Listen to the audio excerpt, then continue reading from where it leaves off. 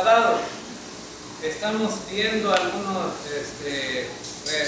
tema tan importante como es la diferencia entre Israel y la iglesia. Es decir, es algo que debemos de aprenderlo, porque hoy día tenemos tantas predicaciones equivocadas. La gente hace una mezcla, ¿no?, de lo que es la iglesia e Israel. Y nosotros debemos de tener claro que Israel y la iglesia son dos cosas diferentes. Pero cuando las teologías se promueven, algunos insisten, ¿verdad? Por ejemplo, tenemos la teología del reemplazo. Entonces, esa teología lo que hace es que hace una mezcla de las doctrinas, y resulta que también otra de las cosas es que promueve que Israel ya no tiene nada que ver con Dios y que el nuevo Israel es la iglesia. Eso hemos estado enseñando en estos domingos atrás. Pero ahora vamos a hacer la diferencia en cuanto a la entrada a Israel. Decíamos el domingo pasado que la entrada a Israel es a través, ¿verdad?, físicamente o espiritualmente. Físicamente. Israel proviene de Abraham. Todos los descendientes de Abraham son israelitas. Ahora, nosotros no descendemos de Abraham, ¿verdad? Nosotros, nuestra descendencia proviene de otro lado, ¿verdad? Nuestros padres y nuestros tatarabuelos, ¿verdad?, tenían una descendencia diferente. Yo soy descendiente de los judíos, ¿verdad? Descendiente de los judíos por parte de mi abuela, porque me dijo un doctor, ¿verdad?, tú eres judío. ¿Por qué? Le digo, porque tienes un apellido que es un nombre, y todos los judíos les ponen apellidos que son nombres. Pero yo no soy judío, hermano, soy mero salvadoreño, ¿verdad?, de la descendencia de los indios que aquí de la zona de Morazán. Amén, hermanos. Y de allí somos nosotros, y no nos da vergüenza decirlo, ¿verdad? Y algunos pues pelean hasta la alta alcurnia, ¿verdad?, de los apellidos y todo. Ahora entonces, nosotros, bueno, para entrar a Israel no tenemos espacio, ¿no? No tenemos espacio porque no somos descendientes físicos. Pero para entrar a la iglesia se entra por nacimiento espiritual. Ahí sí, ¿verdad? Nosotros podemos entrar espiritualmente, y todos los países del mundo, de toda nacionalidad, pueden entrar a la iglesia porque se entra espiritualmente. ¿Y de qué manera? Bueno, Nicodemo le preguntó a Jesús, ¿cómo puede hacerse eso? Y Jesús le dijo, ¿verdad?, así como la serpiente fue levantada en el desierto, así también el Hijo del Hombre será levantado, para que todo aquel que en Él crea no se pierda, mas tenga vida eterna. Aquella serpiente en el desierto fue levantada para que los judíos no murieran. Estaban siendo mordidos por la serpiente, y Dios le dijo a Moisés, haz una vara y ponlo alto una serpiente de bronce. El que mire la serpiente no va a morir. Pero la serpiente era algo muerto, no tenía poder, era un acto de fe, y todo el que mirara la serpiente no iba a morir. Pero todos los que no miraron la serpiente murieron, porque no creyeron a lo que Dios había dicho que había que hacer. Ahora Jesús le dijo a Nicodemo, si tú miras al que está en la cruz y crees en Él, no te vas a perder, sino que vas a tener vida eterna. Entonces, a la iglesia entramos espiritualmente, no de manera física. Ahora vamos a ver el punto número 2, en relación a Jesús. En relación a Jesús. Bueno, aquí lo tenemos también.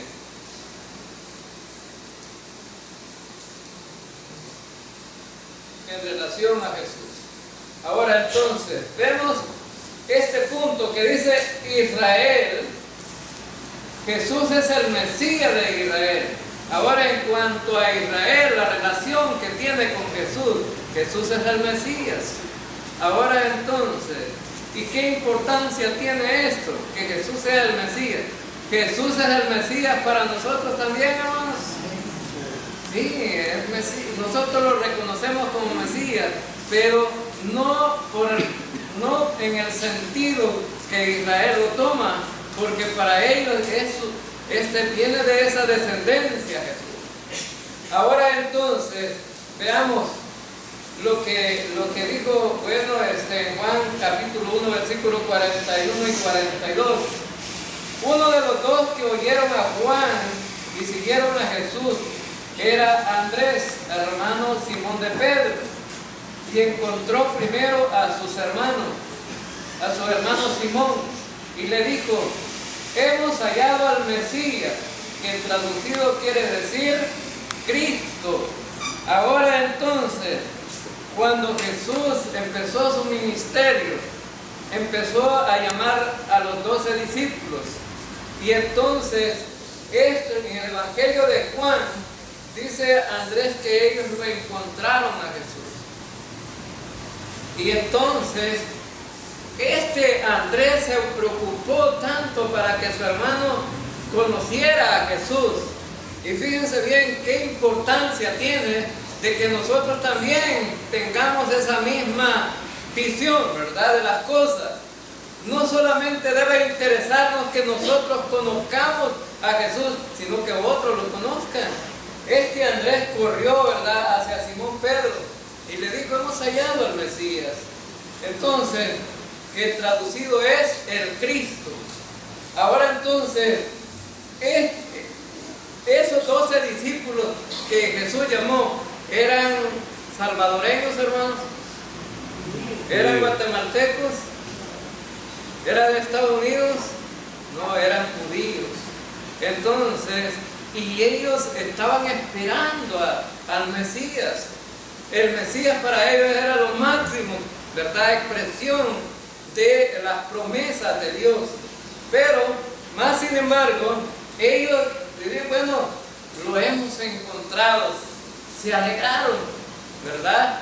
Se alegraron y querían mostrarlo a los demás. También vemos en Juan 4, 21 al 24, dice: Jesús les contestó: créeme, mujer, pronto llegará el tiempo cuando para adorar a Dios nadie tendrá que venir a este cerro, ni ir a Jerusalén. Ustedes los samaritanos no saben a quién adoran, pero nosotros los judíos sí sabemos a quién adoramos, porque el Salvador saldrá de los judíos. Jesús, Dios es espíritu, y los que adoran, para que lo adoren como se debe, tienen que ser guiados por el Espíritu. Se acerca el tiempo que los que adoran a Dios, el Padre, lo harán como se debe, guiados por el Espíritu, porque así es como el Padre quiere ser adorado. Y ese tiempo ya ha llegado. La mujer le dijo: yo sé que va a venir el Mesías, a quien también llamamos el Cristo. Cuando Él venga, nos explicará todas las cosas. Jesús le dijo: yo soy el Mesías, yo soy el que habla contigo. En ese momento llegaron los discípulos de Jesús y se extrañaron de ver que hablaba con una mujer, pero ninguno se atrevió a preguntarle qué quería o de qué conversaba con ella. Entonces, en este pasaje también vemos el encuentro de la samaritana con Jesús. Los samaritanos eran judíos. Lo que pasó con los samaritanos es que quedaron en la tierra cuando los judíos fueron llevados por los asirios, fueron llevados allá, entonces, y fueron esclavizados. Un grupo de gente se quedó, ¿verdad? Ahí los samaritanos se quedaron en la tierra, un grupo de judíos. Vinieron aquellos extranjeros y se relacionaron con ellos, tuvieron mujer y nació una nueva descendencia de ahí. Y esta descendencia no era muy grata ni muy querida por los judíos. ¿Por qué? Porque se mezclaron. Ellos tienen esa característica que ellos no se quieren mezclar con otra raza. Porque Dios los llamó y en la ley les estableció que no le debían de unirse a otros. Ahora entonces, entonces el hecho de que la mujer tuviera que adorar en un monte proviene precisamente de lo que estamos estudiando en el libro de los Reyes. Toda la descendencia de Israel se degeneraron tanto, y aún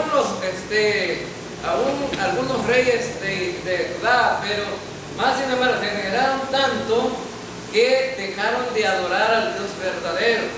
Entonces, y como los judíos no podían mezclarse con los samaritanos, ellos adoraban en un monte. Entonces, y Jesús dice que los judíos adoraban en Jerusalén. Pero Jesús le dice, bueno, nosotros sabemos a quién adoramos, porque verdaderamente los judíos continuaron con la adoración, bueno, por lo menos un remanente, continuaron con la verdadera adoración. Y entonces, y ese es el caso que la mujer dice, bueno, hace una interrogante y dice, bueno, sabemos que va a venir el Mesías, que Jesús le dice, yo soy el Mesías. El problema de los judíos fue que vino el Mesías, los discípulos que él escogió y amó, lo aceptaron, pero la mayoría de judíos no creyeron en él. Entonces, por eso es que en el Evangelio de Juan dice, a los suyos vino y los suyos no le recibieron. Entonces, vemos ahí entonces que ellos lo rechazaron. Y a partir del rechazo, Jesús entonces empezó a cambiar su plan. Nosotros no estábamos en el plan, ¿verdad? De ser una iglesia en ese momento. Dentro de la venida de Cristo, ¿cuál era el propósito? Establecer el reino. Dentro del reino, los gentiles, Dios iba a ver cómo encajaban ahí, ¿verdad? Pero, más sin embargo, Dios cambió el plan y ha hecho una obra maravillosa y se llama la obra maestra de Dios. ¿Y cuál es la obra maestra de Dios? La iglesia. La obra maestra de Dios es la iglesia. Jesús dijo a Pedro, en verdad te digo, Pedro, que sobre esta roca edificaré mi iglesia y el infierno no prevalecerá contra ella. Debe de poner mucha atención a esto, hermanos. ¿Cuántos creyentes pueden ir al infierno? Ninguno. Nadie que es un creyente puede ir al infierno. ¿Por qué? Porque Jesús dijo que esa iglesia iba a ser preservada para no ir al infierno. Pero hoy día hay muchas iglesias que le predican a la gente y le dicen, bueno, si no vas al culto, a lo mejor vas a perder la salvación y vas a ir al infierno. Si no das el diezmo, ¿verdad? Si no das el diezmo y estás debiendo el diezmo, a lo mejor vas a perder la salvación y vas a ir al infierno. Si tú cometes un pecado después de ser salvo, a lo mejor vas a perder la salvación y vas a ir al infierno. A lo mejor si tú no cumples con los 10 mandamientos, vas a perder la salvación y vas a ir al infierno. Si no cumples con los ritos de la iglesia, vas a perder la salvación y vas a ir al infierno. Pero dijo Jesús, las puertas del infierno no prevalecerán contra la iglesia, con la iglesia. Es decir, la iglesia está libre. Significa que estos que predican eso no toman en cuenta las palabras de Jesús. Ahora entonces, vamos a ver algunos versículos en cuanto a la iglesia. Fíjense ya que allá Jesús para los judíos es el Mesías. Para la iglesia, ¿qué es Jesús? Para la iglesia es la cabeza. Jesús es la cabeza de la iglesia. Y vamos a ver Efesios capítulo 1, versículo 22 y 23. Dice, Dios puso todas las cosas bajo el poder de Cristo y lo nombró cabeza de la iglesia. Cristo es para la iglesia lo que la cabeza es para el cuerpo. Con Cristo, que todo lo llena, la iglesia queda completa. La iglesia queda completa. Entonces, fíjense bien, ¿qué somos la iglesia, hermanos? ¿Qué somos la iglesia? Aprendamos en esta mañana, ¿qué somos nosotros como iglesia? Somos el cuerpo de Cristo, el cuerpo de Cristo. ¿Y Cristo qué es? La cabeza. ¿Quién dirige el cuerpo a la cabeza o la cabeza al cuerpo? La cabeza dirige al cuerpo. Entonces nosotros somos guiados por Cristo. Cristo es nuestro principal enfoque. Ahora, a veces dentro de las iglesias, no solamente fuera de las iglesias evangélicas, a veces dentro de las iglesias evangélicas también agarramos al revés, ¿verdad? Las cosas, ponemos, en lugar de poner los bueyes adelante, ponemos la carreta adelante y atrás los bueyes. No es lógico eso, ¿verdad? Ahora entonces, ¿por qué? Porque a veces la iglesia quiere dirigir a Cristo. ¿Habrán iglesias que quieren dirigir a Cristo, hermano? Sí. ¿Hay iglesias que quieren dirigir a Dios? Sí. Hay gente que ve a Dios como el empleado de ellos. Y hay creyentes que cuestionan a Dios, ¿verdad? Sí. Y se sienten tan orgullosos. Si no me prosperase este negocio, ya no voy a ir a la iglesia. ¿Quién está poniendo condición a Dios, hermano? El creyente. A Dios lo está condicionando. Ahora, ¿tiene necesidad Dios de nosotros, hermano? No. ¿Quién tiene necesidad de Dios? Nosotros somos los necesitados. Y por eso en el Antiguo Testamento los profetas le decían a los reyes y al pueblo, Dios quiere un corazón contrito y humillado. Y nosotros a veces somos altaneros, ¿verdad? Nos levantamos delante de Dios, como en el estudio anterior aparecía, ¿verdad? Que hay que poner, que hay que poner a Cristo en el trono, si Cristo siempre ha estado en el trono. Pero hay creyentes que siempre tienen a Cristo abajo y ellos arriba. ¿Sabían ustedes? Claro que sí. Y empiezan a cuestionar a Cristo y a Dios y dicen, bueno, si me sanas, yo te voy a servir. necesitamos nosotros recibir algo para servir al Señor, hermano. Él se merece toda adoración y toda honra y toda gloria.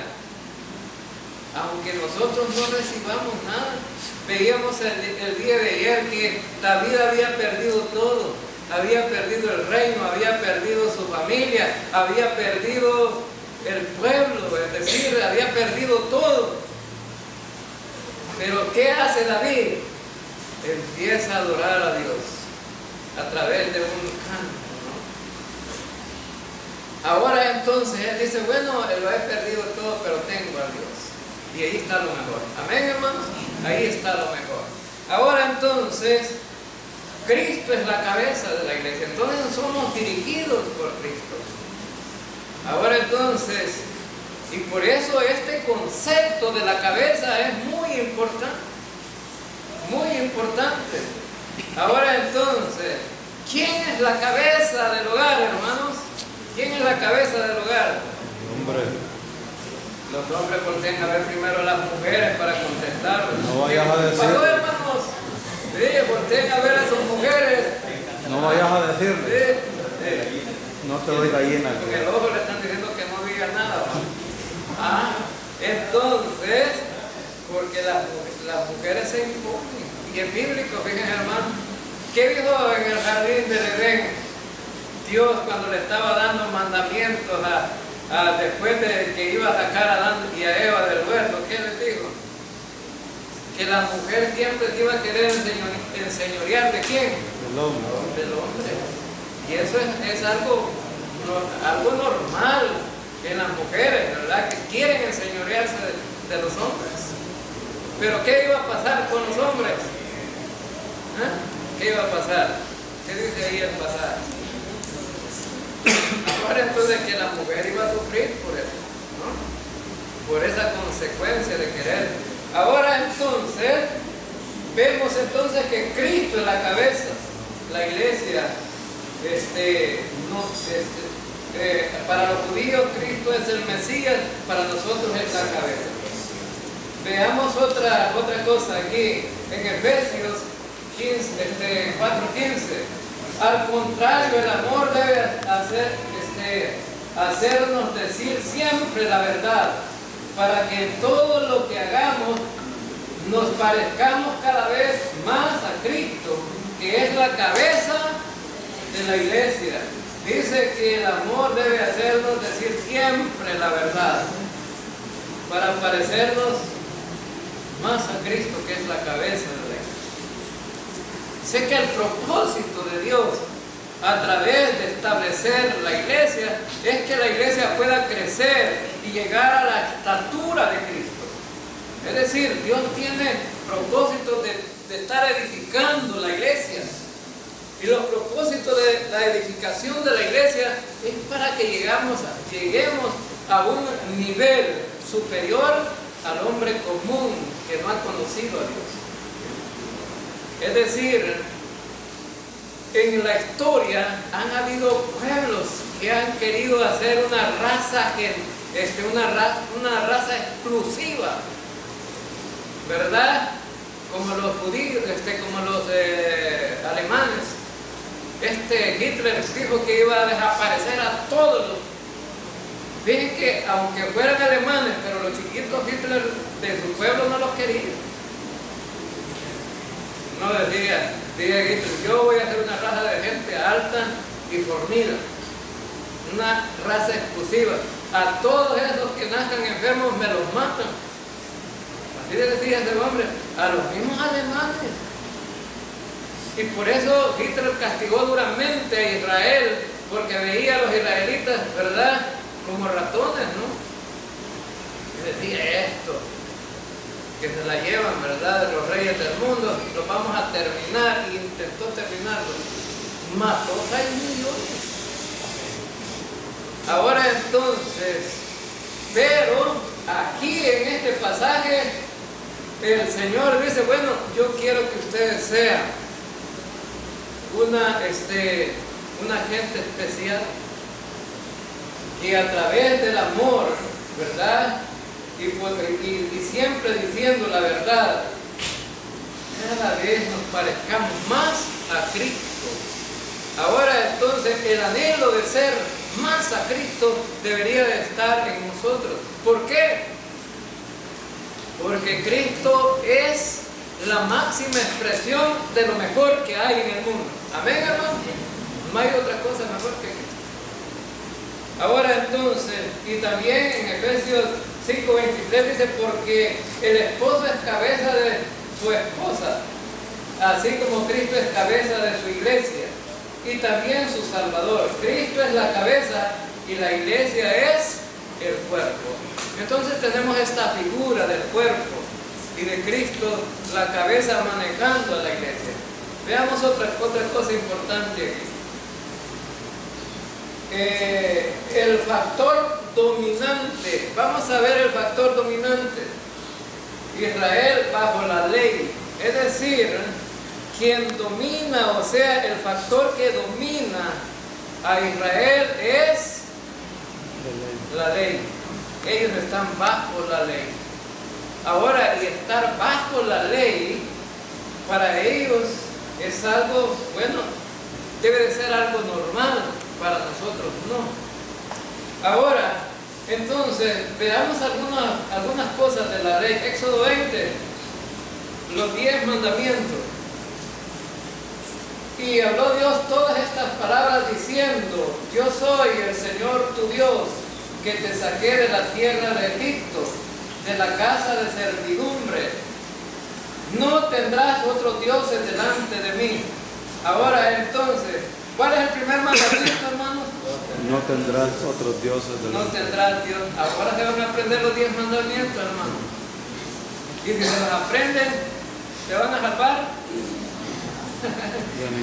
No, porque los judíos a lo mejor se los habían de memoria, pero cuando los quebrantaban, se perdían. Ahora entonces, no tendrás otros dioses delante de mí. Otro mandamiento, no te harás ídolo, ni semejanza alguna de lo que está arriba en el cielo, ni abajo en la tierra, ni en las aguas debajo de la tierra. No los adorarás, ni los servirás, porque yo el Señor tu Dios soy Dios celoso, que castigo la iniquidad de los padres sobre los hijos, hasta la tercera y cuarta generación de los que me aborrecen, y muestro misericordia a millares, a los que me aman y guardan mis mandamientos. Ahora, hermano, entonces, el régimen de la ley era que Israel tenía que guardar ¿el qué? La ley, guardar los mandamientos. Los mandamientos, ya nosotros sabemos, hemos explicado aquí, que no son 10 mandamientos. ¿Cuántos son? 613 mandamientos. Y estos 10 mandamientos son los mandamientos morales, pero están los mandamientos civiles y los mandamientos ceremoniales. Si queremos ser judíos, tenemos que cumplir con todo eso y si queremos vivir bajo la ley. Ahora aquí le dice el Señor, yo amo a los, dice, y muestro misericordia a millares, a los que me aman y guardan mis mandamientos. La misericordia de Dios iba a estar sobre ellos. Ahora pregunto, ¿está la misericordia de Dios sobre nosotros? Amén. ¿Por guardar los mandamientos? No. No por guardar los mandamientos. No tomarás el nombre del Señor tu Dios en vano. Otro mandamiento aquí, ¿verdad? Porque el Señor no tendrá por inocente al que tome su nombre en vano. Qué delicado es eso, ¿no? ¿Y cómo es que tomamos el nombre del Señor en vano, hermano? Por Dios. Y hasta hacen la cruz así de algunos, ¿verdad? Por Diosito, dice, ¿verdad? ¿No? Ahora entonces, y a veces es una gran mentira la que están diciendo. Tomar el nombre de Dios en vano. Ahora entonces, y dice también,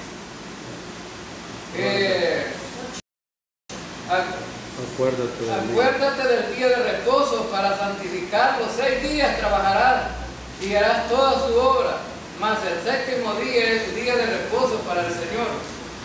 ¿Para quién es el día de reposo, hermano? Para el Señor. Tu Dios, que no harás en él obra alguna, tú, ni tu hijo, ni tu hija, ni tu siervo, ni tu sierva, ni tu ganado, ni el extranjero que está contigo, porque en 6 días hizo el Señor los cielos y la tierra, el mar y todo lo que en ellos hay, y reposó en el séptimo día. Por tanto, el Señor bendijo el día de reposo y lo santificó. Ahora, ¿de quién es el día del Señor? Es de Dios. Ahora entonces, pero algunos que quieren engañar a Dios. Ahora hay iglesias que guardan el día sábado, hermano. Sí. Hay iglesias, sí.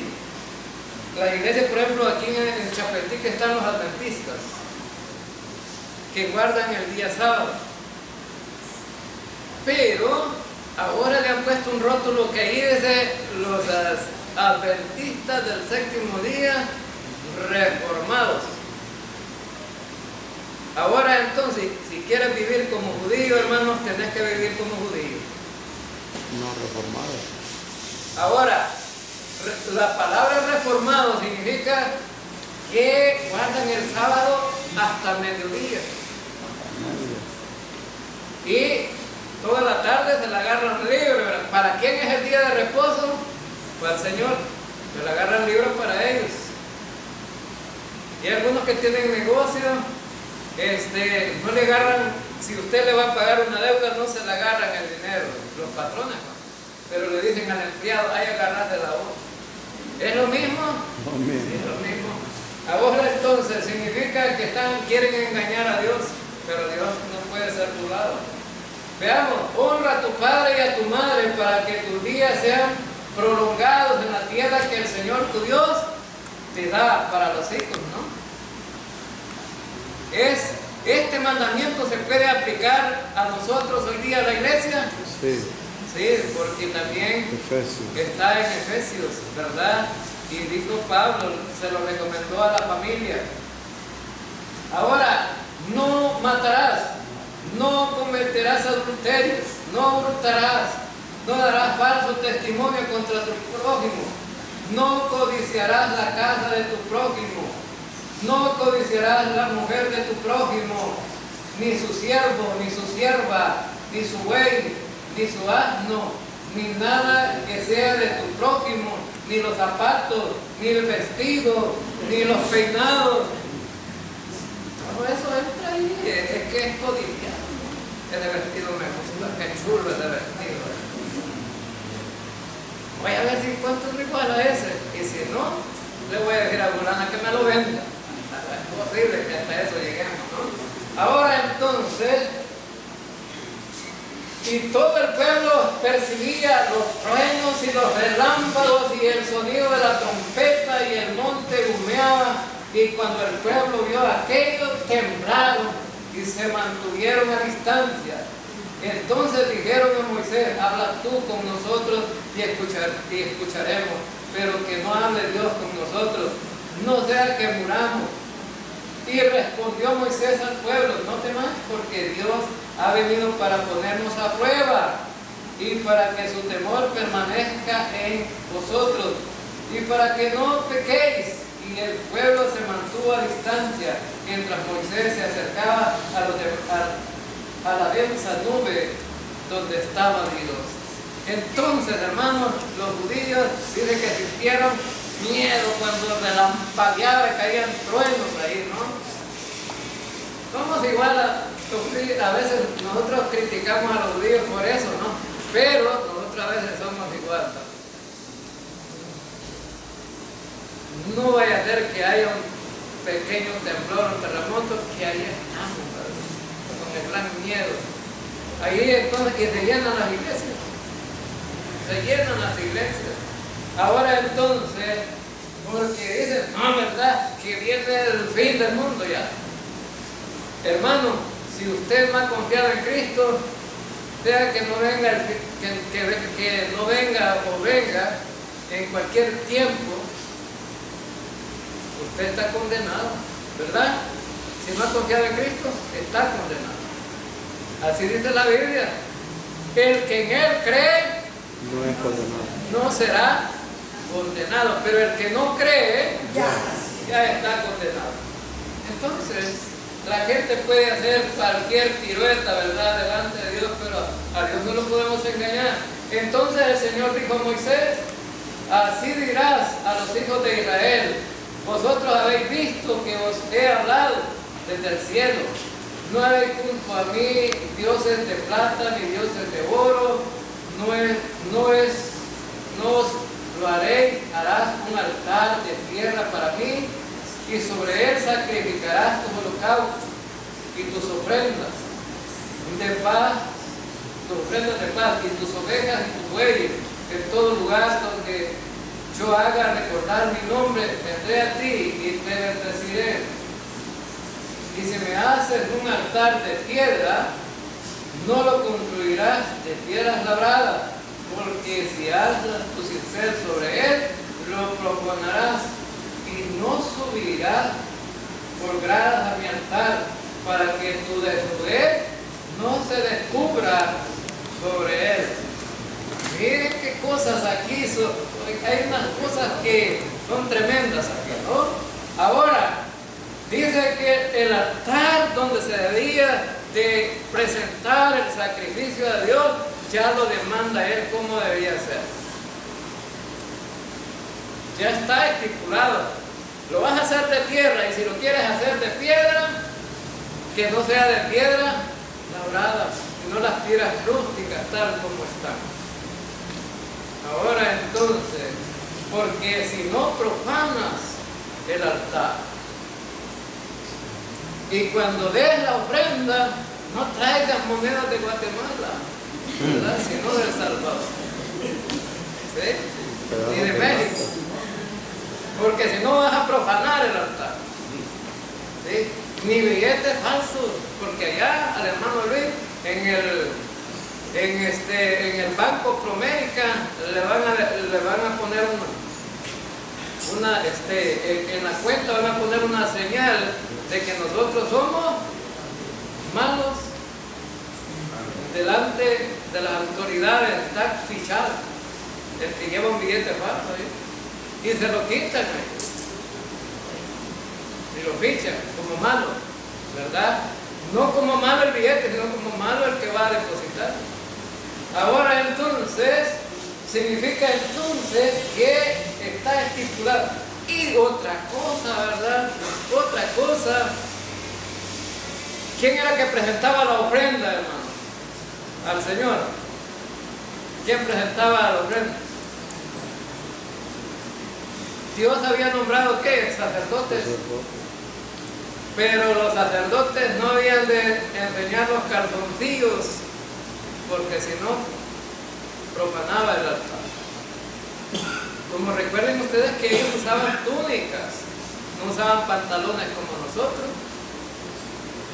Pero las cosas no han cambiado mucho, ¿no? Porque ahora a los jóvenes les gusta enseñar el calzoncillo. Sí, fíjense bien, el pantalón casi en el suelo, ¿verdad? Y se ve el calzoncillo. Y les gusta de los cuadriculados, ¿verdad? Ahora, no. Entonces, y antes, ¿verdad? La gente de antes era un horror, como que le llegaba la muerte cuando alguien le pedía la desnudez, ¿verdad?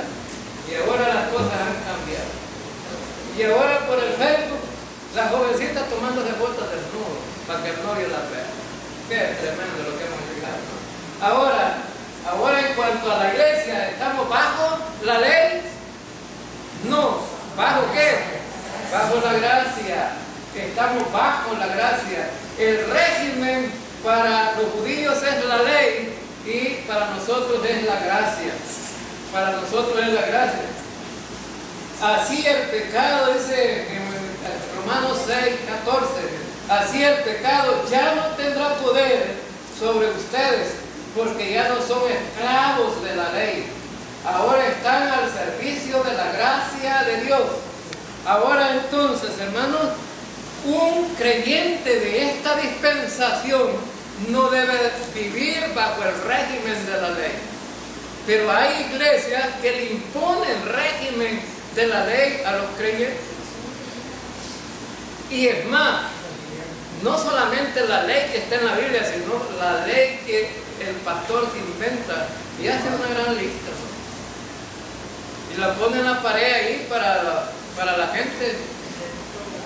Y nosotros hemos estado evangelizando ahí en Santo Tomás y nos dicen algunas gentes que encontramos ahí, y nos dicen que allí en esa iglesia de las asambleas de Dios están 2 diáconos en la puerta a la hora del culto. Y me contaba un joven que dice, me dieron ganas de ir al culto, de renovar mi vida, me sentía que estaba tan desgraciado que yo necesitaba a Dios y ir a una iglesia para cambiarles. Y el problema es que como uno agarra todas las cosas de los demás, dice, se peinó como el mango chupado, dice, se peinó. Entonces, y cuando iba llegando a la puerta del templo, le dijeron los 2 diáconos, ¡ahí viene el diablo! Y yo me quedé asustado. Y el diablo no entra a la iglesia. Y entonces no me dejaron entrar ustedes. Y no pude oír el culto. Entonces, como no pude oír el culto, me fui para la cancha a ver el partido de fútbol. Entonces, significa entonces que esa es la ley de los hombres. ¿Por quién vino Cristo, hermano? Pecadores. Por los pecadores. Y cualquier pecador debe de venir a la iglesia. Y Cristo nos recibe tal como estamos. Y en el camino del proceso de la vida cristiana la gente va haciendo sus cambios. No se le impone ningún régimen aquí. Fíjense que aquí la gente viene con pantalones. ¿Cuándo le hemos dicho que venga, que le quite los pantalones? Pero de su propia voluntad, de repente aparecen con vestiditos las hermanitas, ¿verdad? De su propia voluntad. ¿Qué han visualizado? Que debe de haber un cambio. Y la que trae pantalón y no se siente mal, está bien, ¿verdad? No hay problema. Si se siente una buena relación con Dios, si la conciencia no le afecta. Ahora sí, entonces, y decía una señora que estamos evangelizando, que dijo que era católica, miren, dijo, lo que pasa es que yo uso pantalones y shorts, y las iglesias no les gusta que uno vaya de pantalones y shorts. Le dice el hermano Aníbal, puede ir a la iglesia de nosotros, nadie le va a decir nada. ¿Y? ¿De veras usted? ¿Sí? No, pero es que mire, cuando uno llega a la iglesia de repente le dicen que pase al frente y que levante la mano, y uno de primera a primera no puede ver eso. No, le dice el hermano Aníbal, y le digo a la otra hermana, si ahí no le dicen nada de eso a uno, entonces está bonito por ahí donde se reúnen ustedes y con la señora. Porque lo primero, fíjense bien, es como que un creyente vaya a quererle quitar los santos a la beata católica, ¿verdad? De la pared. Porque hay evangelistas que tienen esa característica que lo primero que quieren es mandar a la casa ajena y a darle vuelta a todo. Entonces, y no es así, hermanos. Uno no puede llegar a mandar a casa ajena. Y de repente, ¿verdad? La gente tiene, pero cuando confía en Cristo, no hay necesidad que usted le diga bótelos, sino que ellos mismos los votan. Pero no vaya a ser el niño de Atocha, ¿verdad? A veces no lo quieren votar. Ahora entonces, pero más sin embargo, entonces hay leyes que la imponen. Nosotros estamos bajo el régimen de la gracia. Ahora, en el régimen de la gracia se vale todo, hermano. No es así tampoco. Porque algunos dicen, no, como estamos en la gracia, podemos hacer lo que nosotros queramos. No es así tampoco. Perseveraremos en la gracia, Ya se me traba. Perseveraremos en el pecado para que la gracia abunde. ¿Qué dice Pablo? En ninguna manera. No es la gracia una licencia para pecar. ¿Verdad? No es una licencia para pecar. Es decir, tenemos que entender que dentro de la gracia la salvación no ha sido impuesta por ninguna ley, pero sí los salvos necesitamos también ser ordenados. Bajo el régimen de la gracia tenemos mandamientos, no mandamientos de la ley de Moisés, pero sí mandamientos de Cristo y del amor de Cristo, que te dicen cómo debes vivir la vida cristiana. Ahora entonces, y eso hay que tenerlo muy claro, ¿no? Veamos también otro aspecto en cuanto a Israel, el reino. Israel, el reino será establecido, según 2 Samuel capítulo 7, versículo 12 al 16. Para el reino, ¿para quién es, hermanos, el reino? Para Israel, para Israel.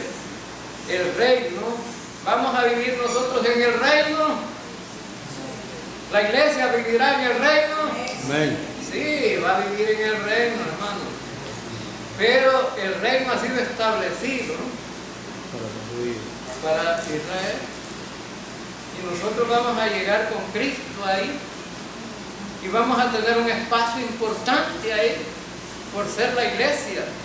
Ahora entonces, los 12 apóstoles dicen que se van a sentar en 12 tronos para gobernar a Israel y para juzgarlo.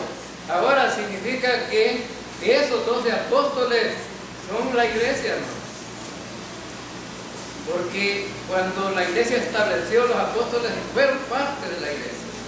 Ahora entonces, veamos el pasaje. Cuando tus días se cumplan y reposes con tus padres, levantaré a tu descendiente después de ti, el cual saldrá de tus entrañas, y estableceré su reino.